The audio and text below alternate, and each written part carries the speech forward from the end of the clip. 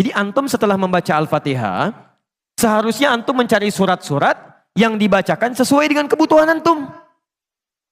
Cari ayat-ayat yang sesuai dengan kebutuhan kita. Karena dari Al-Fatihah sampai dengan An-Nas itu semua berisi kebutuhan kita. Saya baca cepat ya. Tapi nggak usah ditulis. Saya ulangi, tidak usah ditulis. Ya, saya bacakan saja. Misal, sebelum lahir, tadi kan ikhtiarnya Quran surah kedua Quran surah ketiga ayat 38 sampai 39.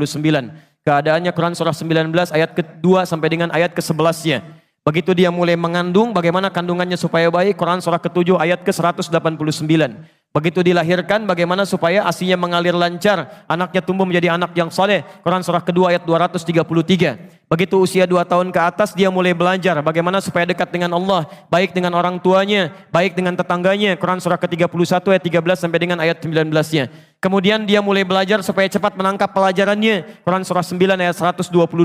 Supaya meningkat prestasinya, Quran surah 58 ayat yang ke-11. Kemudian dia mulai meningkat lagi pendidikannya, mulai mendapatkan teman-teman bergaul. Bagaimana supaya tidak bisa merubah keadaannya, supaya lebih dekat dengan Allah, tidak terjebak dalam pergaulan bebas. Quran surah ke-49 ayat ke-13-nya. Ada yang serius datang mau melamar, bagaimana menyikapinya? Quran surah ke-4 ayat yang ke-4.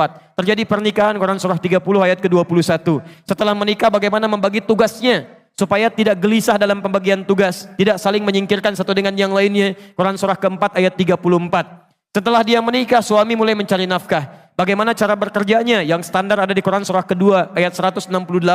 Kalau mendapatkan ingin yang lebih mudah lagi, Quran surah kedua ayat 172. Kalau belum berangkat, rizkinya sudah menunggu dia, Quran surah 7 ayat ke-96-nya. Kemudian dalam bekerja ini tidak mudah. Istri harus merawat anaknya, merawat rumah tangga. Kadang-kadang anaknya sulit diatur, mengatakan pada perintah ibunya, mengatasinya Quran surah ke-17 ayat ke-23. Itu dua-duanya sama-sama capek. Jangan dikira yang pergi ke kantor saja. Ibu pun merawat anak juga kadang-kadang ada rasa lelah. Bagaimana mengatasinya? Kalau lelah-lelah sedikit, itu ada di Quran surah ke-26 ayat ke-80. Kalau sudah mulai menjadi penyakit, bahkan kata dokter nggak ada obatnya, bagi Allah nggak ada yang mustahil. Quran surah ke-21 ayat 83 sampai dengan 84. Kadang-kadang Anda yang bekerja, ada orang yang tidak suka dengan Anda. Ada yang usil, ingin menyingkirkan Anda, menyungkurkan Anda. Ada perlindungan dari Allah di Quran surah ke-17 ayat 79 sampai dengan 81. Kalau ada yang membuat diri Anda tersesat sampai mengatakan, ya Allah kenapa dia begini, ya Allah apa enggak ada solusinya? Selalu ada. Amalkan di Quran surah ke-21 ayat 87 sampai dengan ayat ke-88-nya. Sampai Anda beraktivitas lagi, mendapatkan kesenangan hidup, harta mulai melimpah, Masya Allah, rumah semakin luas, syukuri itu semua dengan mengamalkan tuntunan di Quran surah ke-14 ayat yang ke-7-nya. Tapi ketika datang ujian, tingkat ujian bisa